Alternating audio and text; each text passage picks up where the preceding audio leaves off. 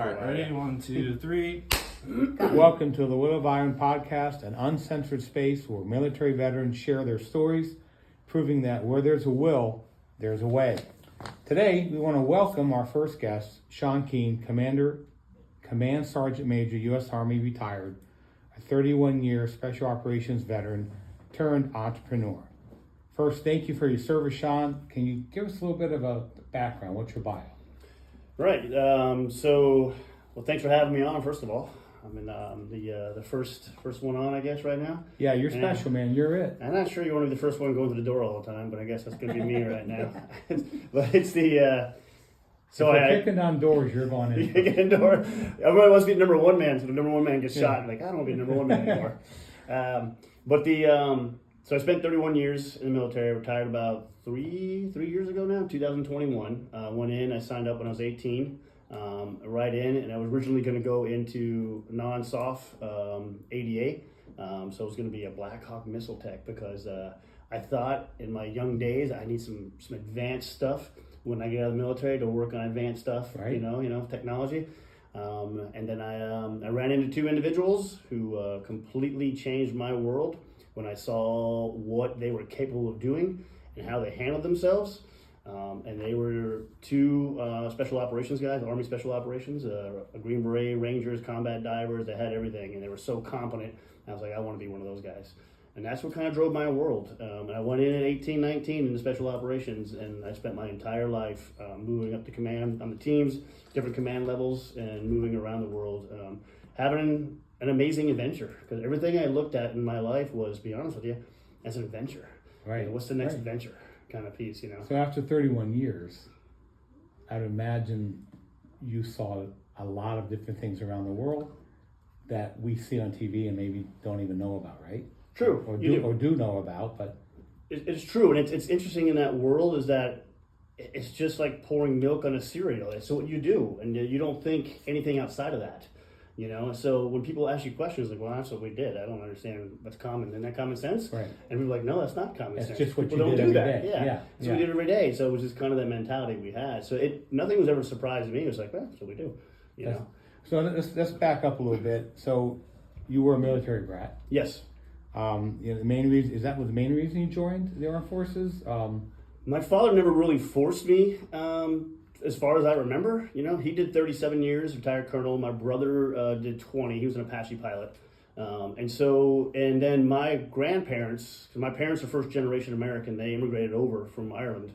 But my grandparents and my relatives, uncles, they served in the British Army and also with the Irish Republican Army before it was a terrorist organization back in the day. Wow. So we have IRA medals from back in the day hung up and so forth like that. So it's kind of in the blood almost in a way. I just assumed I would go in the military. I never really even questioned it kind of piece, you know. I just felt it was my direction. Let's go back again. So I remember in previous conversations, you were not quite sure what you were going to do, and maybe your father was like, is this guy going to go straight here or what? Yeah, my father was interesting because it kind of fast forward when I made it through selection at a very young age. My father almost seemed surprised. He was like, because I really didn't think you would really grow into this, you know, and reach these levels. You know, you're always kind of my pain in the ass. Right. You know, my youngest son running around like chaotic, you know. So it always cracks me up when he's like, you did make it? Kind of that question mark, you know. But yeah, he always kind of, I wouldn't say pushed that way, but there was so many things leading up to obviously living that military life growing up, right. You know, and being a part of that. I think it was just a natural transition to go into the military. So you spent about 60% of your life more than that, right? In the military? Yeah, I guess 2/3. So what was the main reason that kept you in for so long? Was it the camaraderie? Was it what you were doing? Man, maybe I was just afraid to go into the civilian world because I didn't know what I could do. Yeah. You know, when you look back at that, you know, it's just one of those things you think about. But I was always set up in a good position, and timing was everything, and it worked out well for me to move up to command levels. Because in life, it's all about the people you meet and the windows that open up, and timing is everything. And I was always managed to be in those windows to move up and do great things, kind of thing, you know. And I always was. That's one thing I always tell people is, man, don't be afraid to do different things and be good at what you're doing.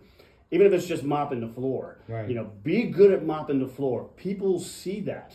and they know that you're dedicated to that piece. So be good at that. Doesn't mean you want to be a mop guy the rest of your life, Right. but be good at everything you do, and people will appreciate that, and that'll help open those windows to move forward. Full effort all the time. Yeah. So look, Command Sergeant Major is like the ultimate. It is. It is. And I mean, do you have a desire to get to that point, or is that something you didn't really think about? It just came about, or There's no doubt about it. Internally, man, you are thinking that. Okay. To say you're not is you're full of shit. Can we say that? Yeah, Absolutely. absolutely. You can say shit. But you're at the same time you're focused on what you're doing at the time.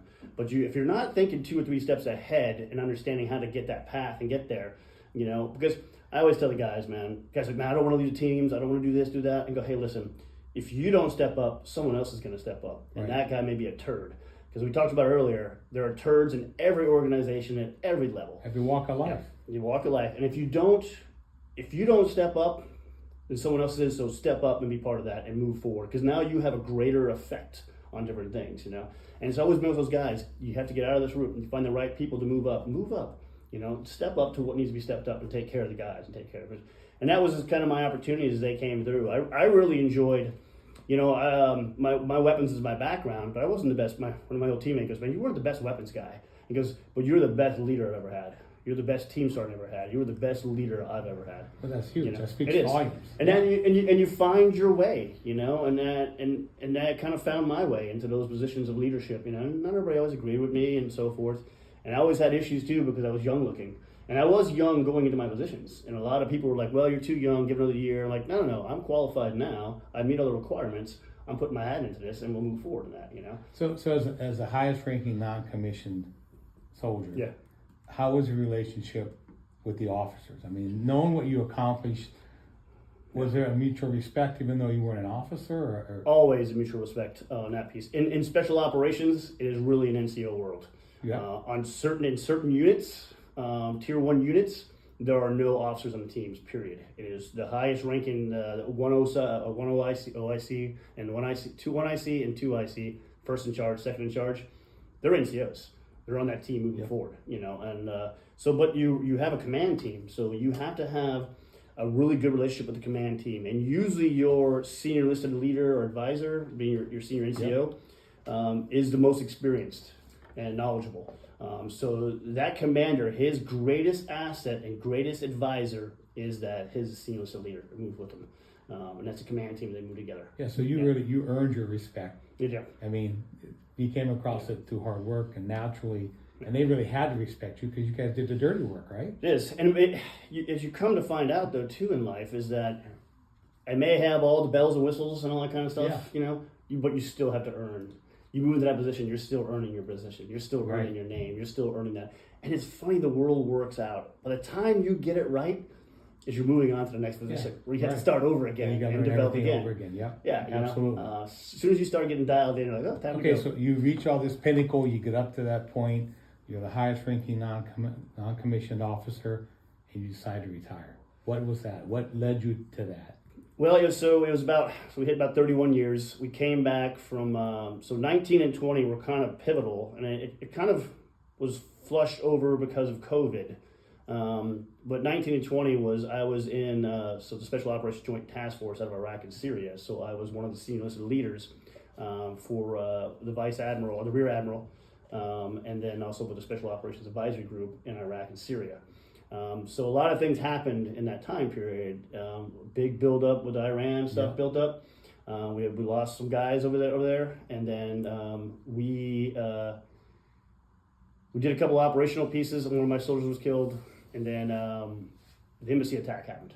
Right. So I was in the middle of the embassy attack. I got back that morning. I was a guy called the Blue Dome, the roof, that actually spotted. Are we talking Benghazi? No. Benghazi. No, this is Baghdad. This is 2019. 2019. Sorry. Yes. Sorry. So in 2019, if you look back, at the end, it was December. It was in the end of December. Was the attack on the U.S. Embassy in Baghdad. Got it. Yes. Right. Yes. All right. So I was the one on the roof that kind of spotted the Qatar Hezbollah, everybody moving through. We called Castle, kind of locked everything down at that point. So middle of all that. So then the whole long story developed there.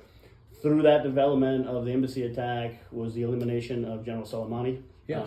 So we're all involved with that whole piece there, and then getting out of there. So when I came back from all that, it's funny. You went from being a senior enlisted leader to back down to being a platoon sergeant, because there was only a certain amount of people in that program there that actually knew how to handle certain things. We had a lot of support guys, Right. very few special operation operators. So we were the ones that were making things happen. So you went from this level up here to go back down, which was pretty cool. Get back on it. Right. And so you're setting up a patrol base, you're doing patrol base activities, generally speaking, on the roof, and you're locking down and you're preparing for the gunfight.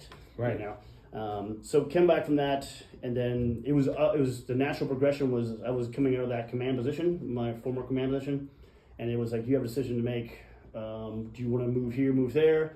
My wife's like, hey, you're going to be a geo bachelor if you do this, because I'm not leaving the beaches, Right. and somewhere like that. And I had a 6-year-old son at the time, and I said, maybe it's time to retire, and we both agreed. And in our in our community, most people are divorced once or twice, and they've never seen their kids. Right. You know, and all that kind of stuff. And here I am with an opportunity. I'm still in my first marriage. I have a 6-year-old. I'm kind of old. I'm 50 years old at that time. I have a 6-year-old, and I have a chance to be with him and grow with him.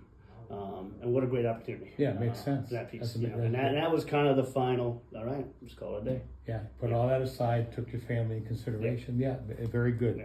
Yeah. So before we move on to what you're doing today, rumor has it that you have a Screen Actors Guild card out there. Is that true, or how's that work out? I wish I had a Screen Actors Guild card back in the day. But so you're in the film, if you don't have the talking part, I guess. What film was that? It was We Were Soldiers. No kidding. Yeah. That's pretty cool. So we were in California at the time, living in San Francisco, and I think it was through my brother. Got a call from an individual saying, hey, we're looking for some people with some background for this movie. And I was like, well, come check it out. So I went out and did an interview, and it went out well. He goes, man, love your background. And my background at that time, I had all the bells and whistles in special operations. So I Right. had all the badges and all the cool schools. So they brought me in, and they brought me in originally to train up the Lost Platoon guys and patrol base activities, they call it, in Fort Hunter Liggett in California. So I came on there, trained them all on that, trained the platoon sergeant for the movie on all activities. And the director came to me later on and goes, man, Sean, we'd love to have you to be the platoon sergeant for this. And goes, but you look like you're 12. Right. You can't look like you're 12 in Vietnam, Sean. Be a platoon Right. sergeant. And I was like, all right, got it. You know, so I ended up being part of the Lost Platoon and helping out and being a little screen time down there, and then also helping on the backside of the military advising, how the patrol moves, how they move. But it's interesting because a lot of the original guys from that time period and from that book came out, and so I got to meet those guys from that battle. No kidding. And we had You met Hal Moore? Yeah. yeah, they all came out, had a great conversation with them and so forth. Brought my parents out, and they met Mel Gibson and Sam Elliott, and they were excited about that whole thing. So it was pretty cool. But I always remember them telling me, goes, hey, Sean, I got it, man. You're moving in, a wedge formation. Goes, we never did wedge formations in Vietnam, always ducks in a row. And, Right. And you're like, okay, I didn't know that. So now I'm adjusting. And they teach you how to do, our call for fire.